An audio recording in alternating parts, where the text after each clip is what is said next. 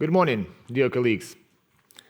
First, I'd like to start with the words of gratitude to Estonia, not only for hosting this conference, but because the help this relatively small country provided to Ukraine is the biggest among all others if to take it in percentage of GDP, more than 1%. Thank you very much, and we will never forget that. I would like also to say thanks to Dr. Mart Norma and all of the CCD COE team and everyone who made SciCon happen again, and for the invitation of Ukrainian delegation and the possibility to speak here. Ukraine became a member of CCD COE recently, and it's very important sign and proof of support of NATO and democratic world. It's also a great opportunity for our partners to know better what is going on our cyber front line. There are loud fireworks in Kyiv almost every day. By fireworks, I mean tremendous work our air defense forces do. 17 massive attacks on Kyiv in May with dozens of missiles of different types and combat Iranian UAVs. But this cannot intimidate us because we stand for our freedom. And now try to imagine cyber fireworks, because the same thing happens in cyberspace every day. Around 350 cyber attacks Security Service of Ukraine recorded, worked with and neutralized in May. Absolute majority was stopped on initial stages. On average, we have 10-15 serious events per day we need to react on as counterintelligence, because we consider these attacks conducted directly or orchestrated by special services of Russia. And it is important to understand that I'm not counting every phishing message or every attempt to scan our systems or every notification in SIEM, because otherwise it would be millions of them. I'm here to speak about the dimension of cyber threat that the world has never encountered before Ukraine. I'm here to speak about cyber war. First full-scale cyber war in the world history between countries.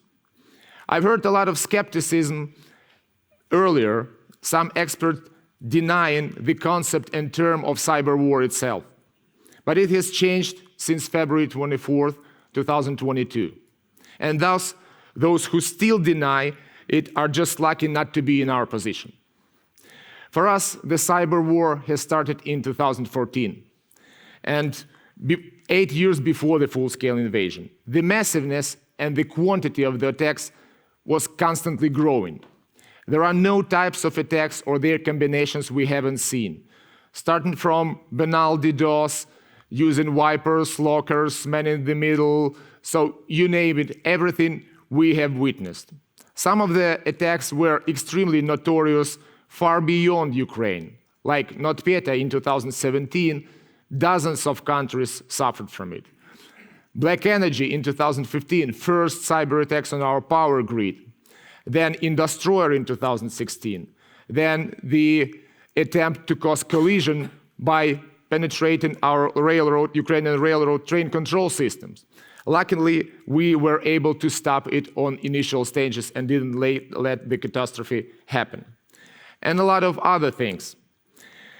There were two very big cyber attacks in the beginning of 2022. For instance, in January, our enemy tried to attack around 70 state entities, and again, defacing websites, using lockers and wipers, vast disinformation campaign that supported this all. For us, these attacks in the beginning of the year were like a dress rehearsal before what happened on February 24th. And in fact, we withstood it, handled it, and we were more prepared to what happened next. At around 7, 8 o'clock in the evening on February 23, cyber attacks started. They attacked Viasat satellite communication systems. Also some destructive attacks were focused on our government systems and financial organizations. These attacks had to accompany the invasion that happened early in the morning on February 24th. And we matured and tempered greatly during this time. So we changed our legislation, we improved our legislation and protocols, we adopted new cybersecurity strategies, we invented and refined algorithms and tools that have proved its effectiveness.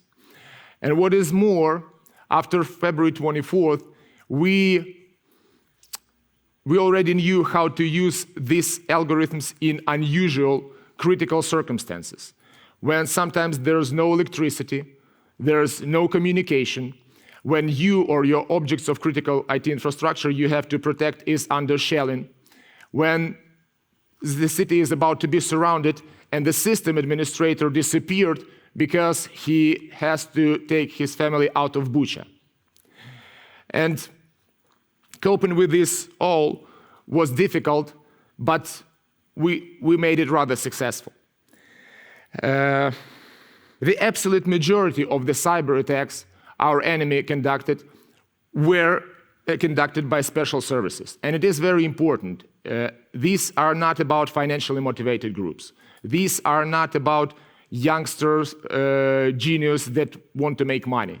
It's about professionals. It's about GRU, FSB, SVR, all these special services of Russia. They have more than one APT groups. They have laboratories that invent cyber weapons. And Ukraine indeed became a firing ground, a testing ground for the things, and they try it all here in Ukraine. The goal of the aggressor is clear and obvious. They want to destroy our country and make people suffer for their resistance. They combine cyber attacks and psychological information operations. On average, we witness around 1,000 disinformation campaigns launched from Russia per month. So that's what we work with. Cyber attacks accompany kinetic attacks. Already mentioned cyber attacks on Viasat satellites that are used by military forces supported the beginning of the invasion. Cyber attacks on broadcasting facilities and the missile hit in TV Tower next day. It was in March 2022. Also, this was especially clear during recent missile strikes on energy sector when they simultaneously tried to destroy IT infrastructure of power grid, power plants, and distribution companies. Luckily, we foresaw this, were ready, and didn't let it happen, because, like I said, we had this experience since 2015 already. Our enemy was counting on blitzkrieg, so he used most of the aces in his sleeves in the very first day and during the dress rehearsal before the invasion. After that, the attacks became more or less opportunistic, but the volume was still huge. They were hunting high and low, and even toy stores were objects of their attacks. But then when they understood that this war is for a long time, they changed their strategy a little bit. Probably since summer, they became more focused on reconnaissance and getting very important intelligence. And they also tried hard to make more effective this combination of cyber attacks and kinetic attacks. And these attacks on power grid in October already mentioned, is a bright example. They focused on our situational awareness systems, military situational awareness systems, which are used to be extremely effective with far less weapons. And in one of these systems, we found 7 different malware samples that were developed specifically to attack this system. What they also did, they moved some of their APT groups closer to the front lines. So in order to be in better communication with military. And this also helps because they have quick access to technologies, to devices that they capture. They also have the access to infrastructure on telecommunication infrastructure, for instance, on occupied territory. Overall, in 2023, Russia still keeps the pace of the previous year. Since the beginning of the year, the number of cyber attacks we registered is close to 2,200. And we must understand that these are not ultimate numbers. This is what Security Service of Ukraine worked with. Our partners, like SSS CIP, for example, they have slightly higher numbers because they are not that much focused on special services. They just count all cyber incidents that happen. But overall, the trend is the same. The amount of cyber attacks in 2022 is 3 times higher than in 2021. And this year, they are keeping the pace. If to give a little bit of numbers, back in 2021, we've recorded around 800 cyber attacks as Security Service of Ukraine. In 2020, 800. In 2021, 1,400. We thought that that was a lot. In 2022, 4,500. So the growth is 3 times. So this is something incredible. By the way, this year, the day before the anniversary of the invasion on February 23, early in the morning, the same APT group that made the attack last January tried to attack more than 20 state resources. And again, defacing, attempts of wiping, psychological campaign as if a lot of personal data have been stolen and later will be exposed. We have learned our lessons, and it took an hour or slightly more to bring almost everything back to normal. In May this year, like I mentioned, 350 cyber attacks. There was a wave of attacks on our internet providers. By the way, there are more than 3,000 of them in Ukraine. They managed to penetrate only a number of small ones, try to destroy infrastructure, expose data, leave people without internet, and send propaganda messages to all clients. Earlier this year, we stopped an attempt of penetration to one of the biggest mobile telecom operators. The aftermath could be dramatic. Eavesdropping, leaving large amounts of people without communication, because we have only 3 mobile telecom operators. So losing one of them would be indeed a catastrophe. They also attacked one of the hosting providers in May, where hundreds of websites of local administrations were situated and conducted simultaneous defacement. Thanks to the fast joint efforts, we coped with this very quickly. This is the first example of vast use of cyber domain as the battlefield together with conventional one. And Ukraine, like I said, became a firing ground. Our enemy combines cyber attacks with kinetic attacks, spying with cyber tools, actively uses special information operations to sow panic, cause misunderstandings in our society and even between us and our partners. You probably remember this psychological operation that they tried to launch, that as if we are selling weapons that come from our partners to third countries. Biolaboratories, dirty bomb, and many, many other fakes they tried to launch. In our work, we stick to holistic approach. Cyber Department of Security Service of Ukraine is responsible for many things, starting from counterintelligence, which is our main function, and because mostly we fight against Russian special intelligence and military intelligence services that conduct these attacks. And also to ensure that, and also because of the massiveness of the attacks, apart from classical procedures as counterintelligence, we conduct incident response, working partially as a third team when the most serious things are happening. We operate Security Operational Center. We install security information event management systems, telemetry sensors on objects of critical infrastructure. We run our own malware information sharing platform with up to 2,000 entities connected to that. We are also connected to malware information sharing platform of NATO, and also share information. We oversee digitalization processes in the country. What IT systems are being built? Are they effective, needed, protected enough? Are there any embezzlements? Is there Russian software there? Is there a system administrator or engineer with connections in Russia? There can be a number of vulnerabilities that can make state systems prone to cyber attacks. As law enforcement, we conduct criminal investigations. First of all, we investigate war crimes and crimes against national security. And Ukraine has already convicted some Russian military personnel, according to Ukrainian criminal law, for conducting missile attacks on civil infrastructure. The same should be done with individuals responsible and in charge of GRU, FSB, and SVR for conducting these cyber attacks on critical civil infrastructure. Bright example, power grid, like I said. Well, simultaneously, they wanted some power plants and distribution companies couldn't operate because of the missile strikes, and some of them couldn't operate because of the cyber attacks. That was their goal, and overall, they could make the effect even greater. Russian hackers must pay the price and be punished just as other war criminals. Of course, it's not that easy to do, technically, but Ukraine already has bright examples. In 2021, Security Service of Ukraine conducted an operation, an investigation which resulted that 8 FSB officers that are members of Gamma Red and APT group responsible for thousands of cyber attacks on critical IT infrastructure of Ukraine were convicted according to our criminal law. We managed to penetrate into their infrastructure. We even managed to listen to their phone calls and understand exactly who was responsible for which attack. And we were able to put that into criminal cases and bring that to court. But that's only the beginning. Now we are working on others as well. And I'm sure that after our victory, we'll know far more names and find a lot of evidence already in Russia.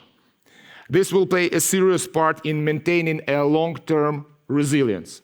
Every hacker in the world working in special service, state-sponsored or hacktivist, destroy civil infrastructure will know that the punishment is waiting for him.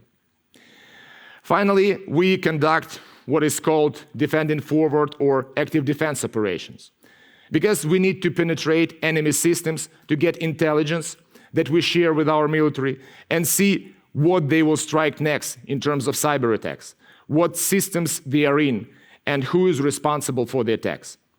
Of course, to a certain extent, we also coordinate our volunteer cyber army that conducted many successful operations. About some of them, we can speak only after the war openly.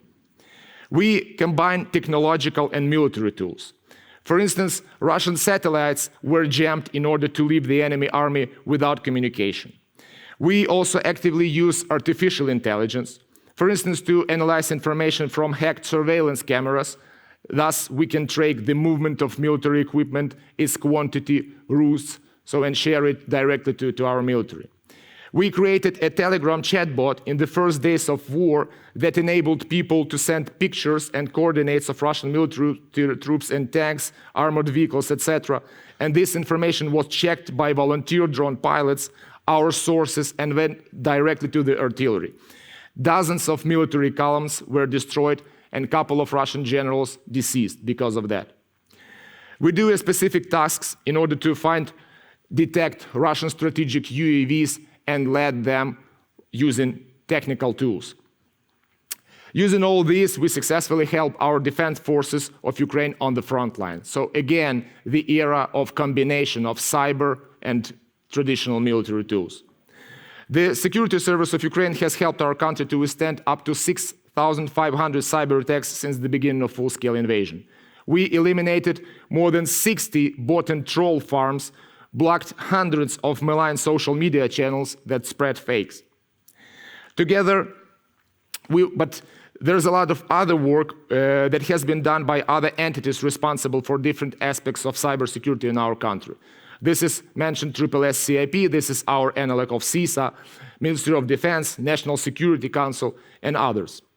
Together, we are doing pretty well today in countering evil cyber, and there are a number of objective and subjective reasons for that. But no matter what they say, it is Ukraine that has debunked the myth about almighty Russian hackers.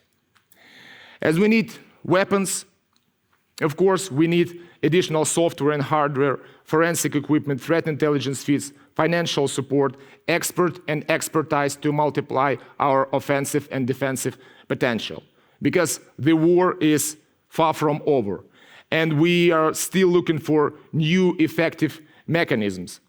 We received a lot of international help already, but we are still on the cutting edge, and so the processes are still going on. Our country is very big. Our IT infrastructure is huge. Many systems are still protected poorly. Many systems need to be built from scratch.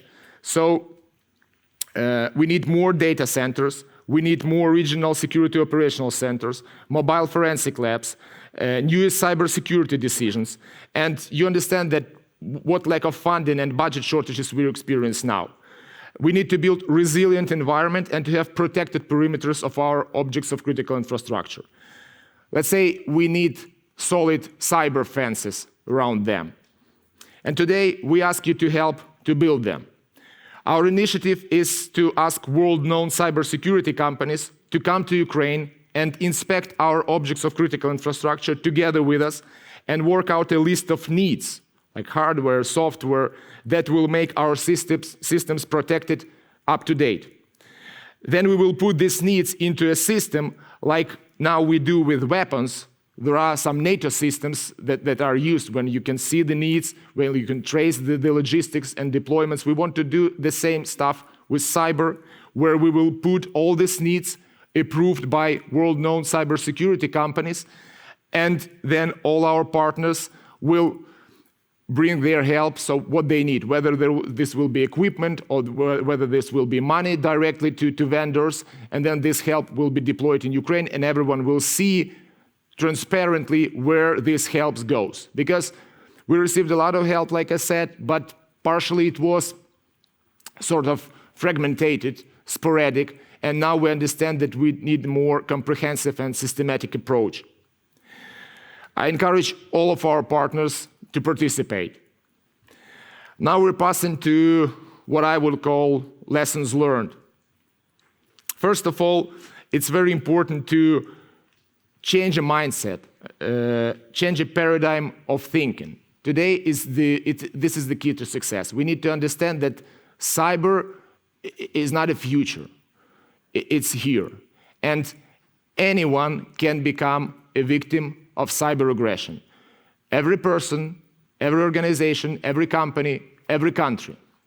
And what is more important, that anyone can become a victim of cyber aggression conducted by foreign state. So again, it's not about ransomware anymore. It's about states. And anyone can be attacked suddenly and unexpectedly, become whether either direct target or collateral damage. There are a lot of examples already. So starting from NotPetya, even attack on this Viasat communication systems, there were windmills in Germany that stopped because of that attack. But I do believe that, unfortunately, this can be only a beginning. International help, working in alliances with other countries, public-private partnerships, unity and robust cooperation between all of the state entities responsible for cybersecurity are among crucial elements in such a battle. I'd like to point out what I think are key elements of our success. First, it's our unwavering will to win, because we have no other options. We need to protect and save our country, our motherland, because otherwise we will lose everything we love, everything we value. So we need to do everything possible and impossible and a little more. Second is the experience we've gained since 2014 that helps us to be adaptable, innovative, effective. Charles Darwin once said that it's not the strongest that survives, but the most adaptable. So we try to be as much flexible as possible to be more effective. Because we come to number 3, international cooperation and help of international partners, of our allies, their support, your support, is extremely crucial and effective. Because when you fight such a big enemy as Russia is, it is impossible to win on your own. There's a Ukrainian proverb, a tree is strong with its roots, and a man is strong with his friends. I have a dream that one day, long after the war is over, we will say to our partners, to our friends, remember, once there was a time a decisive moment for our country, for its existence, and you supported us, standing shoulder to shoulder. So I'd like to thank for this support, and I'd like to say that today we are not only fighting for our land, we also act as a shield for the entire democratic world, because we are digesting most of Russia's aggressive cyber potential just as military. And if Ukrainian cyber defense would fall, sooner or later this potential would go further. And just the same as their troops would. Estonia knows well about this. We feel the historical responsibility to our ancestors and our children of holding back this evil. I want to finish with a very popular motto today in Ukraine. It sounds "Разом до перемоги" and means together to victory. Thank you very much.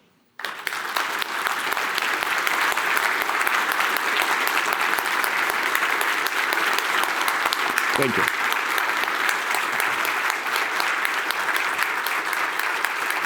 This applause goes to all Ukrainian people. Thank you very much. So, ladies and gentlemen, I think we have time for one or two questions for Mr. Vitiuk. Please state your name and affiliation. Any questions? SBU doesn't have authority here, so you feel free to ask questions. It is Friday morning after a good night out on town, so any brave man or woman? Yes, there's one brave man here. Jan Schmuck, does it work? Yeah, Jan Schmuck, ETH Zurich. How do you think if the hot phase of the war ends, how can you end confrontation in cyberspace?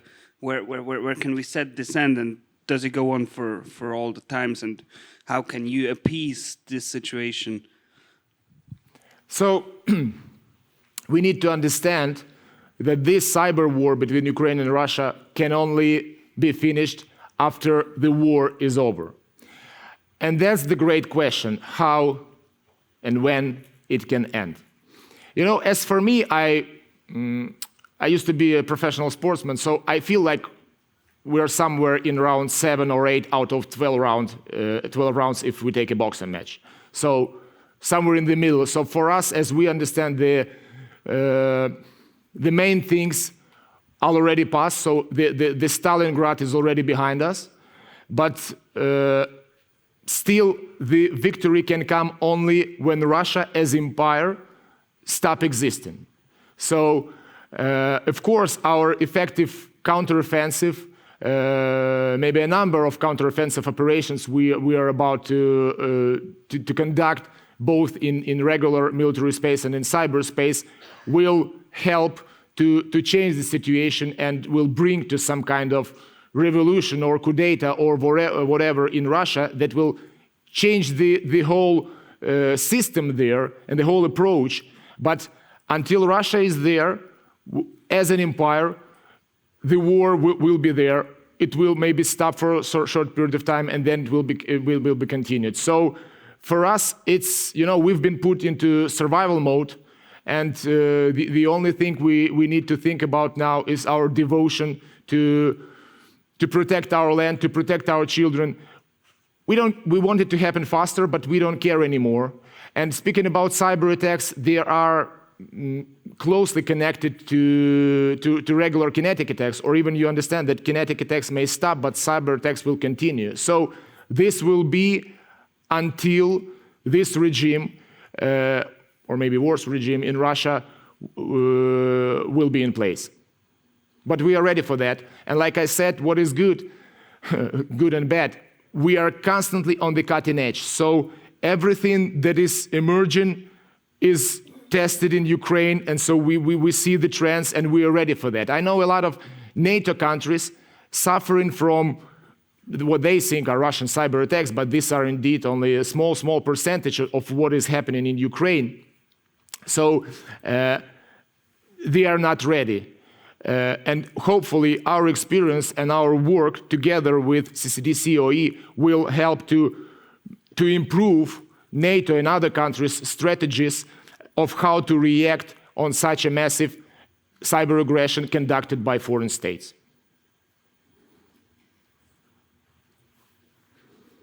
Microphone for Director.